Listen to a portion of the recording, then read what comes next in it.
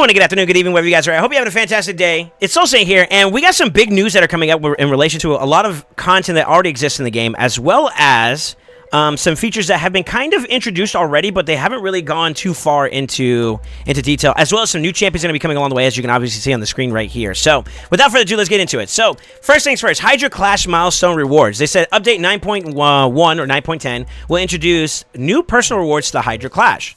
This is something that's actually been really complained about when it comes to a lot of members, whether they're doing as best they can and then they still hit like 4th or 5th place. You know, that's something to keep in mind.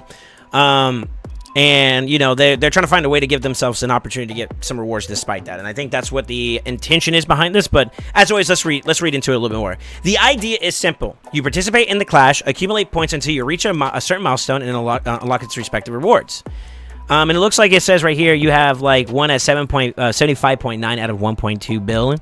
And I'm wondering if that's like Clash points itself or if that's like an actual damage output like modifier. Like I wonder how that's going to be calculated. I'm assuming that's going to be Clash points because that's what it says right here. Chests with powerful accessories based on your personal Clash points earned. So it's going to definitely be Clash points there. There are 4 milestones, each offering one of the Hydra Clash chests similar to those you would normally receive if your clan performs well enough in the Clash. They feature various rewards, including stone skin and protection accessories. That's good. You will earn these points over multiple clashes, and once you claim the last chest, your points will reset so you can repeat the process and earn milestone rewards anew.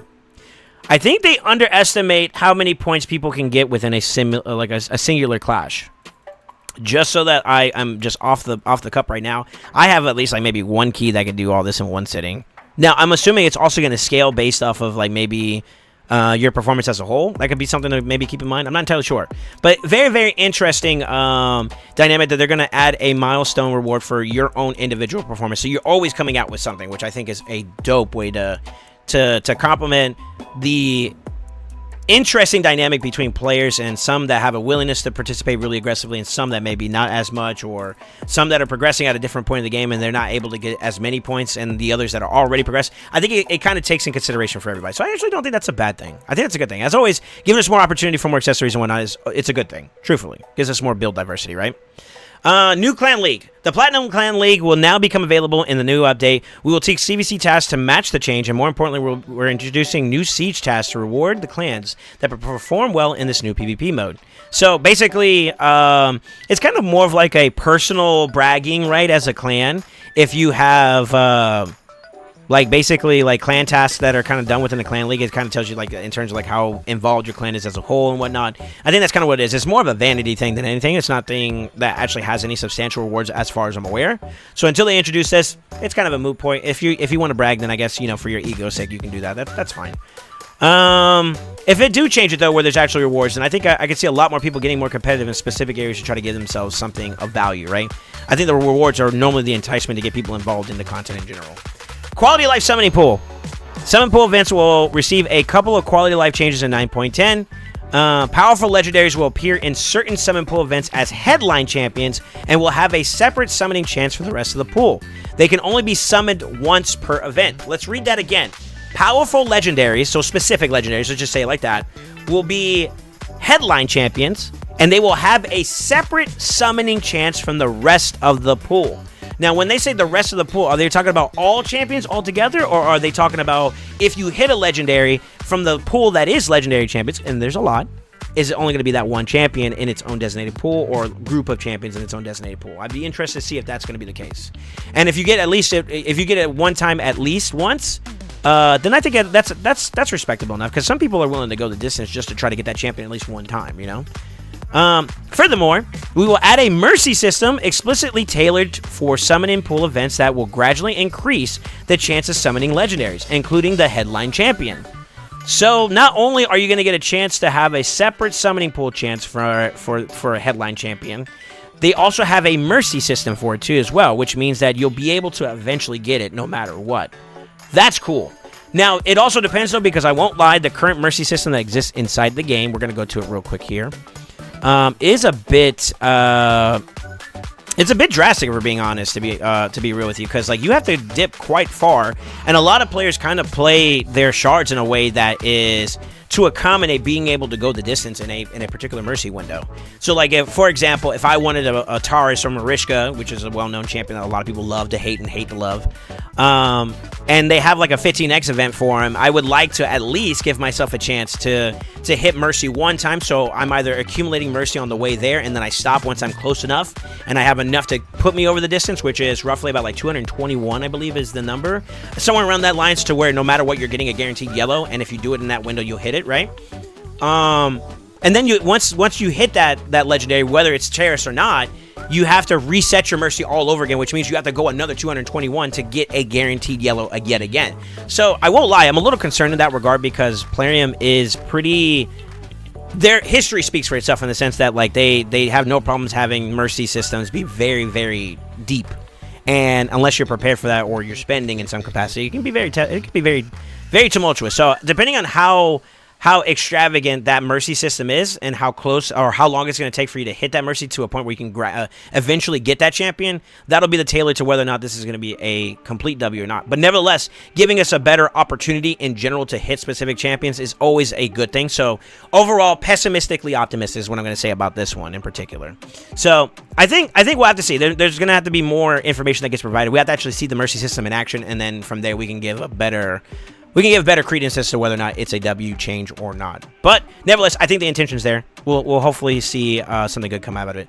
We already kind of got an idea in terms of rebalanced champions. We already heard about Nobel getting a little bit more ignore percent defense in his kit, as well as some extra abilities to put some like skills on cooldowns if they were under some of the debuffs that he provides, like True Fear, which is interesting. I don't think it's enough to make Nobel like overly valuable.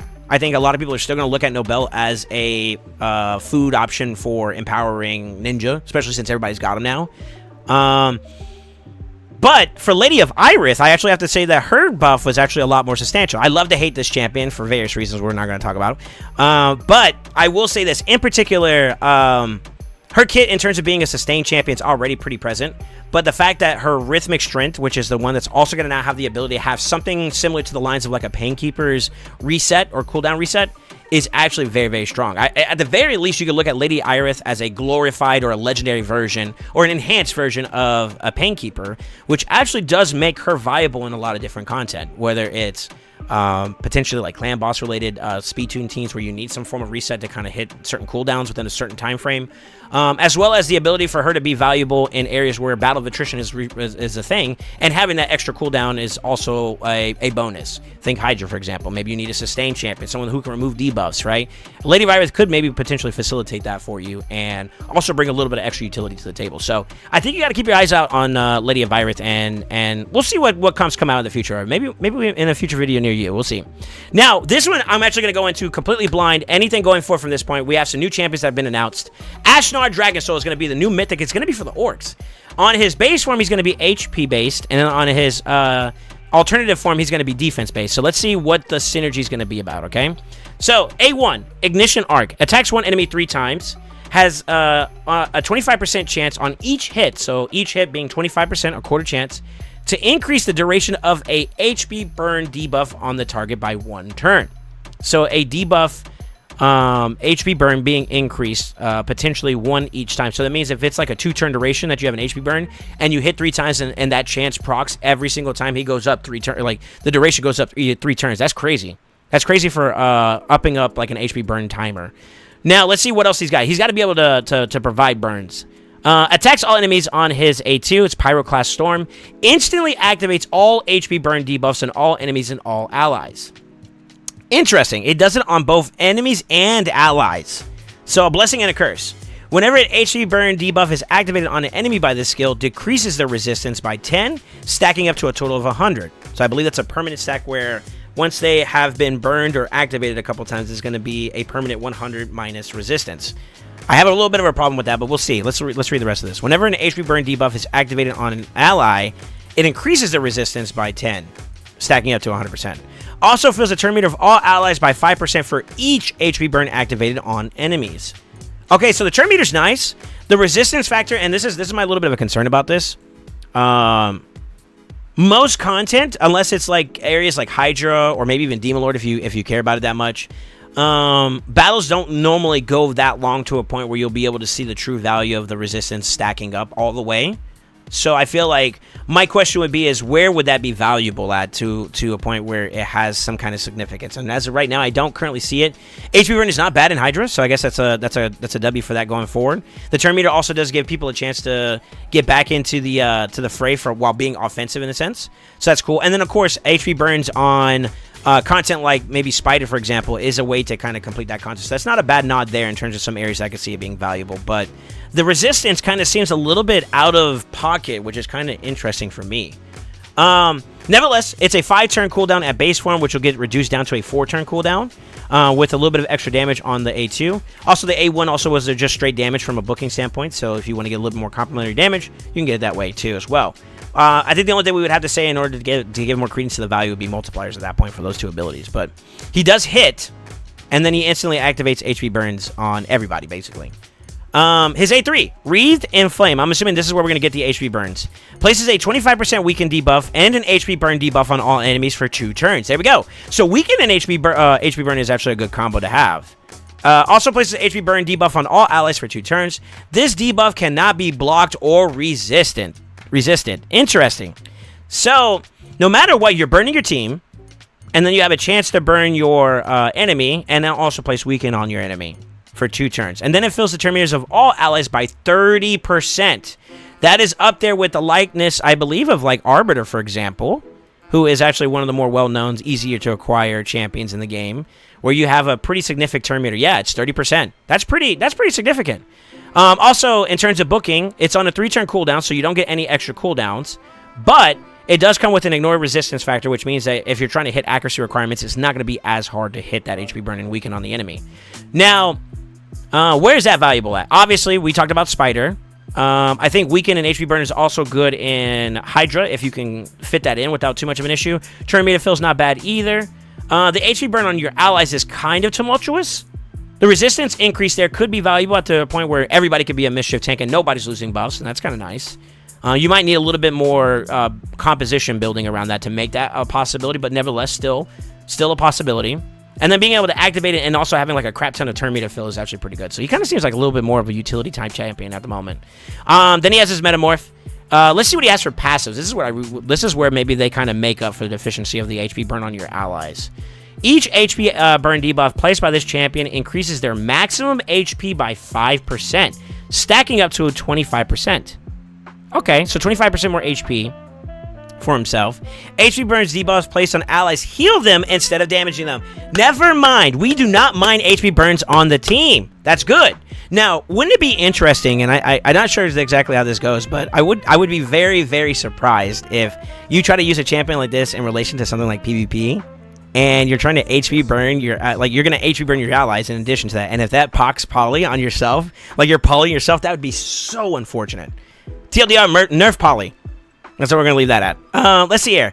HP buff debuffs placed on the heal him instead. So that's actually really, really good, because instead of it being, it's like a continuous heal at that point, right?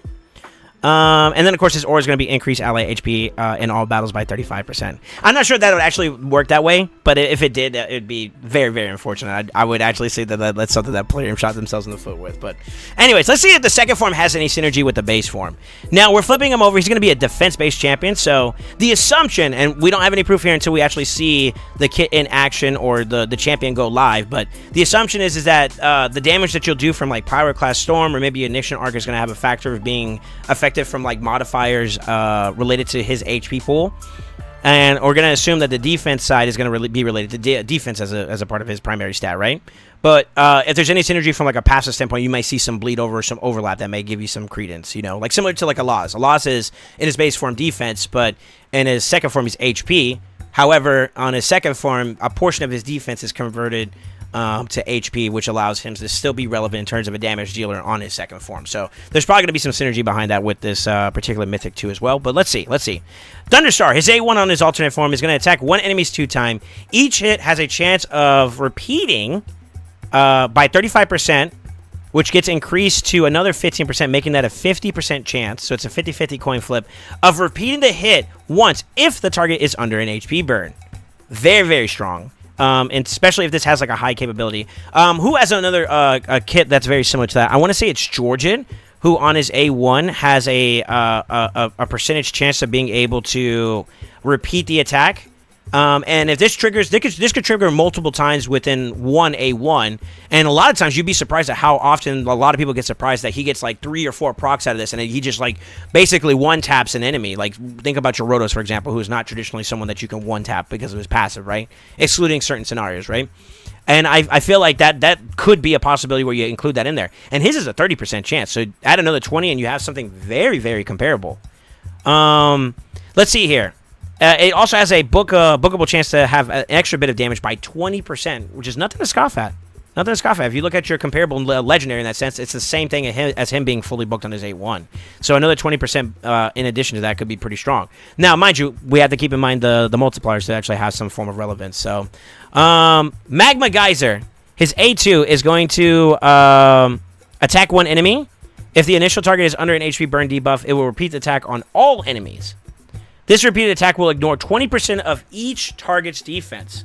And then when you book it, it's going to have an additional 30% damage. So we are seeing the synergy with HP burn across the board on this guy. The ignore percent factor is relevant. A lot of our best nukers in the game have some form of defense that's being ignored. Think about like Sun Wukong's A2, Siegfried's buff, Queen Ava's buff when it comes to some of their big abilities. They all had some form of ignore percent defense added to their kit, in addition to build patterns, which allow you to really do some big damage. So relevant in terms of damage. I'm going to get some caveats on the PvE side as well as on the PvP side. This is just straight up good from a PvE perspective because no bosses, no content in PvE has any influence with deterring debuffs, whereas like on the PvP side, we talked about Polymorph. Very, very relevant. Very, very relevant, but there is a concern because it is conditional upon HP burn being in play, so we have to keep that in mind. Cataclysmic Smash attacks all enemies. Before attacking, places a 60% increased defense buff and a 30% increased crit damage buff on this champion for 2 turns. So he does do damage, but before he does that, he buffs himself up, giving himself his primary stat in this form, which is good, as well as increased crit damage, which is also good. And then he places a provoke enemy on the debuff, a provoke debuff on one enemy or one target under HP burn. I wonder if that is something you target or if it's going to be someone randomized. Let's see. If the target of this skill is a boss under an HP burn debuff, place a provoke debuff for 2 turns instead. Really, really good for PvE content. In particular, for PvP, provoke is another debuff which can be polyed. So blessing and a curse, depending on how you look at it. This attack cannot be a weak hit when hitting enemies under HP burn. So he is a forced champion by nature, which means that matchup-wise, that's something that kind of fixes itself as long as HP burn is in place. So it's another conditional, but nevertheless, pretty strong if you're not careful about it, because he sets himself up pretty well. And then, of course, it's on a 4-turn cooldown, bookable down to a 3-turn cooldown with a 30% extra damage on the A3 when it's fully booked. You have your Metamorph, and let's see what the last passive has to offer for us. By fire, be broken. All right. All of this champion skills will ignore 50% of the enemy's defense if they are under an HP burn debuff. HP burn debuffs placed on allies heal them instead of damaging them. So that same passive that is complementary to making sure your champions are benefiting from being burned, for lack of better words, it's still present in the second form. So there's no contradiction of the course of a fight occurring. And then on top of that too, he does a crap ton more damage. And then, of course, his aura is also the same, too. It increases allies' aura by 35%. So, with that being said, his kit is actually not too bad.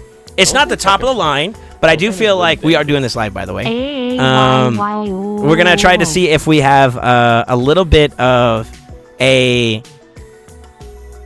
My conundrum about this. Let me just say it like this. We have a problem with HP burns in general. Like, if you think about Gizmak is a very, very strong champion. And honestly would be a very good combo with this guy. But the problem is that you get punished for putting HP burns out in play. Now, if you put these two together, even if Gizmak gets burned at the beginning of the turn, when Ashnar gets his turn, he could just flip and start benefiting from it. So there is some good synergy there in lieu of the HP burn causing polyprocs. So that's a W that's going in favor of Ashnar, but that means that you need an external factor to be able to accomplish that. In addition to that, too, as well, if he's by himself, which can be the case sometimes, he's going to have to burn a couple of turns first off to get the HP burn set up, which still makes him poly-prone. And that's an issue that exists right now in the current terrain of PvP. Now, I wonder if they're trying to push,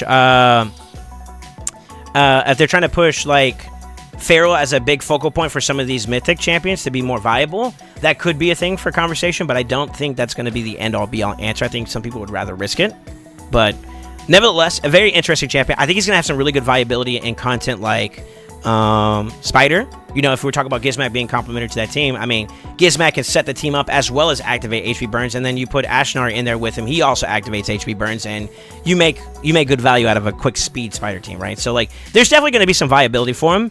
I do feel like there is some concern about some of the conditional factors that make this champion relevant, and I think that's going to be where the terrain of the fight is going to determine how viable this champion is. Now, being a Force champion, a lot of the champions that have been coming out recently are a little bit more magic-based, especially in terms of support. Think Ancora, to name one, for example. But then there's also a good plethora of champions that are also spirit-based. Think about Duchess, who kind of fell off in the meta a little bit, but still nevertheless pretty relevant. Galathier, who's Force, so you are neutral affinity there in that regard, so he still would be able to do, from like a affinity standpoint, pretty effective. And I like how they have some factors inside the kit that doesn't matter whether or not you are weak affinity or not, because it can't weak hit whenever you're doing it under a conditional HP burn buff, or debuff, excuse me. So not bad, nevertheless. I think this is going to be an interesting champion to explore. Will it be on the top tier of like all mythics? I don't necessarily think so right off the rip, but time will tell. I think we have to hold our reservations about this champion until after we get more about their multipliers or any other factors that would make this champion relevant. So, anyways, moving on. Let's get down to the legendaries. We got a couple here that we're going to talk about. Balint Freewalker is a legendary Force HP Skinwalker. He is going to be what looks like a little bit of a hybrid champion, which seems to be on par for a lot of Civil Walkers. Or Skinwalkers, excuse me. Not Sylvan. He attacks one enemy 2 times. After the second hit, heals all allies by 5% of this champion's max HP. That's good because you can scale him particularly to set up for that. Also has a 10% chance of granting an extra turn on an A1. That's not bad. And it has a chance to getting an additional 5% for the chance there. His heal also goes up by 20%, and of course the damage goes up by 10% when it's fully booked. Interesting. To be honest with you, Skinwalkers don't really have like a lot of sustain champions per se in their kit outside of like debuffing with like Razavarg for Leech. But there's no direct healing per se, I would say, outside of maybe some small rares. I think like Lammerberg the Goat can do a little bit of healing there if I remember correctly, but it's very small. It's very, very small comparatively. So this actually could be a pretty nice contribution to the Skinwalkers faction. Fracture Force, his A2. Attacks one enemy, has an 80% chance of placing a decreased debuff for 2 turns. So it's it's a single target debuff. After attacking the initial target, attacks all other enemies, has an 80% chance of placing a 60% decreased debuff. I stand corrected. It's a full decreased defense, so that's good. And of course, when it's booked, it'll be a 100% chance with a 3-turn cooldown. That's about standard for what you would expect for AoE type abilities like this. It is kind of cool that he hits one champion, then he hits everybody else afterwards.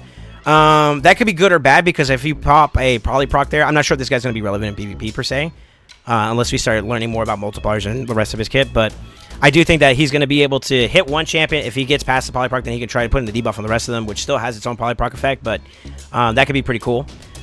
He is a Unity champion, so we are going to see some synergy maybe with some other people. Attacks all enemies 2 times. It's going to be his Hammer of Anungberg. Hopefully I'm saying that right. Anungberg. Attacks all enemies 2 times. Each hit has a 100% chance of placing a stun debuff for 1 turn. 100% chance to land it. That's pretty significant. Skinwalker's Unity, before attacking, has a 100% chance of removing all buffs from all enemies. That's not bad either. So a buff strip. With 2 faction allies, fills this champion's turn meter by 15% for each stun debuff placed by this skill. And then with 3, this skill will ignore 50% of each target's resistance. That is an interesting one. So it's another champion that if you have at least 1 additional Skinwalker, with him, he has the ability to be able to strip, and then he'll be able to stun right afterwards. So that's a really good synergy for the kit. The only thing is that both stripping or removing the buffs, as well as placing the stun, have a chance to proc Poly. I know I hate to say this, so we're talking about Poly a lot, but it's super relevant in today's meta. But I do like how he gets turn meter fill if it does get successful. He also gets an additional ability to ignore resistance, which is another thing that you have to check whenever you're trying to land debuffs. the more you have synergy-wise. So I find that to be very, very interesting. It is on a 4-turn cooldown, and it'll be 3 turns once you have it fully booked. Not bad. I think that's very interesting, but nevertheless pretty cool. Buff removal is actually super relevant in today's metas too as well, especially since we're dealing with a lot more stone skin. So not bad at all. Not bad at all. When an ally, we're going to go to their Icon of Rebellion. This is going to be his passive. When an ally uses a multi-hit skill, each subsequent hit after the first deals 15% more damage. Now I see where they're trying to sync up with a particular champion that's also in this faction. And then you know what? If you pay attention to a lot of the other Unity champions, a lot of times the influence of that Unity champion's build is predicated around the champions that are associated to him in that faction. Think Fina, think the Barbarian one. I think it's Grim, I think his name is. Gregory, excuse me. And there's some synergy behind Gregory and Armands, for example, or Gregory and some well-known nukers like Torvald or maybe even Xena, depending on your composition. And his A3 plays a very, very key factor into it. Not only does this passive speak to the Skinwalkers, as well as the passive you get from the Skinwalkers Unity on his A3, they both have some synergy with one particular key champion. And I'm going to kind of give you an example. How many multi-hitters do you know that are existing inside the Skinwalkers? Well, there's actually quite a few. Razavarg on his A1 is a triple hitter. Let's see who else is there. I believe you can technically see one from Ragash, who's an A1. It's a multi-hitter there.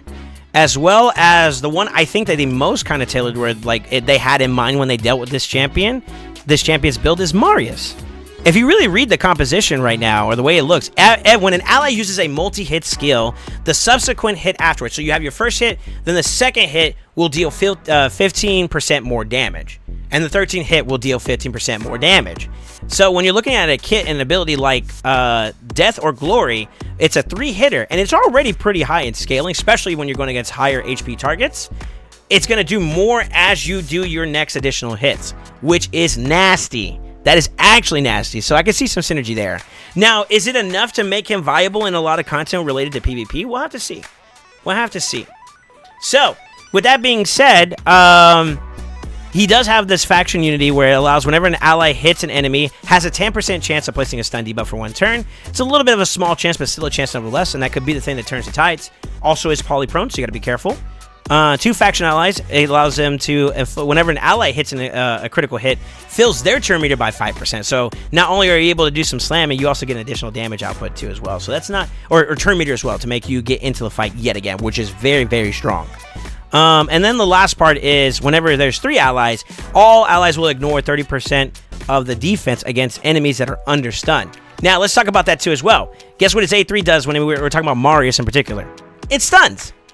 So you can really see the synergy of like how they prepared to make this particular Balint champion synergize with champions that already exist in the meta today when it comes to Skinwalkers. So I actually do think that this is very, very relevant in terms of those 2 particular synergies. Now, the thing is, though, is that each of these bonuses require you to have a certain amount of champions, and I feel like that could be a blessing and a curse. Because Marius is relevant in today's meta, but maybe someone like Razavarg you may not see too very often inside PvP, right? Now, on the PvE side, that's far and few between. There's plenty of exponential opportunities to get value out of it. I mean, you can have this guy set up by doing the buff strip, as well as maybe doing the decreased defense on the enemy, and then your Marius comes in, applies the stun, which automatically allows you to do an extra ignore % of that champion's or that enemy's defense, and then you're packing a punch every single time you're hitting a big ability like that. So a lot of value there, last but not least, of course, the ore is going to be applicable for everybody, but then there's an extra bonus for the Skinwalkers. Is going to be increased speed in arena by 24%, which I do think that they were kind of tailoring this kit towards PvP. Increases ally accuracy in all battles by 60, which only applies to the Skinwalkers at that point. Relevant enough for the champions that I think that this kit was designed around.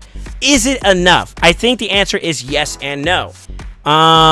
Yes, because there are some key areas where you could see some relevant synergies behind faction-oriented restrictions. Think Siege, for example. Maybe you have an outpost that allows you to only impose Skinwalkers, and as a byproduct, you're able to introduce Unity functions where you're benefiting from having a full lineup of you know, of the same faction. So there's definitely a value there. Now, on the side note, though, too, in terms of actual PvP, if we're looking like live arena, for example, it's going to be very hard to be able to get the exact synergy you're looking for, especially if you're trying to get all 4 of your champion skinwalkers, because the enemy could just ban the fusion champion or the unity champion you have, making the core component that keeps them all together gone. So it's no longer relevant in that fight itself. So I definitely think that there's some concerns there in terms of the attention. There's a lot of capability of being able to get polymorphed in this particular kit, which is dangerous, and it kind of loses its relevance in that matter.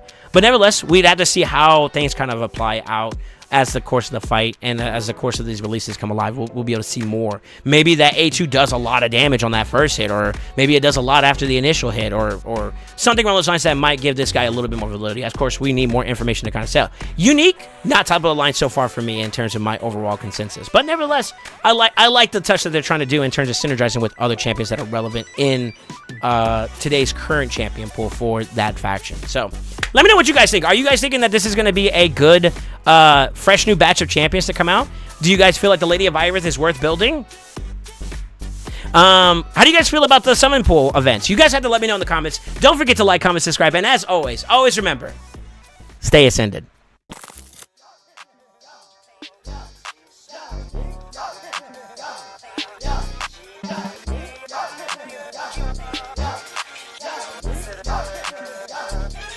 Quick to get the